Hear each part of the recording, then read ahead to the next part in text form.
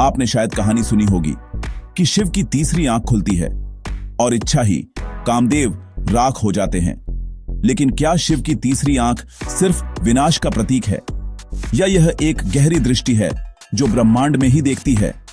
आज आइए हम त्रिनेत्र, तीसरी आंख के रहस्य को प्रतीकवाद, आध्यात्मिकता और विज्ञान के लेंस से भी सुलझाए। अब शिव की तीसरी आंख सिर्फ उनके माथे पर एक कॉस्मिक टैटू नहीं है, यह आज्ञा चक्र है आपकी भौहों के ठीक बीच में। यह स्थान प्राचीन भारतीय ज्ञान में आत्म साक्षात्कार, आंतरिक दृष्टि और स्पष्ट से परे देखने की शक्ति का प्रतीक है।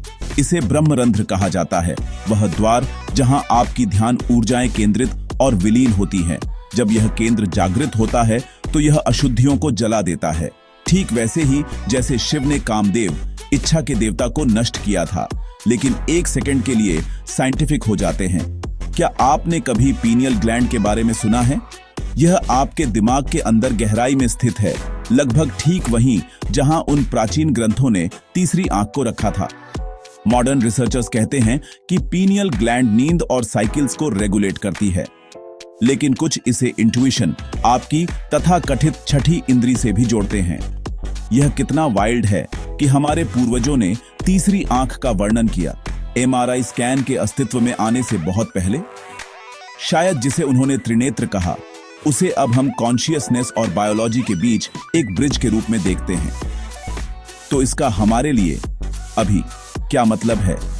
डेली लाइफ की भीड़ में हम स्क्रीन से चिपके रहते हैं, अगली चीज का पीछा करते रहते हैं, हमेशा बाहर की ओर देखते रहते हैं, लेकिन तीसरी आंख हमें अंदर देखने की याद दिलाती है।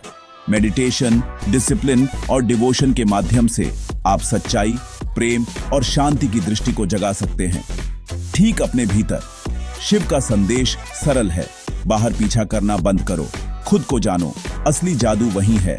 अगर यह बात दिल को छू गई या आपकी जिज्ञासा जगाई तो लाइक करें, सब्सक्राइब करें और मुझे कमेंट्स में बताएं, क्या आप अपनी तीसरी आंख जगाना चाहते हैं? यह है वैदिक भारत, जहां विज्ञान आध्यात्मिकता से मिलता है और शाश्वत रोजमर्रा से मिलता है।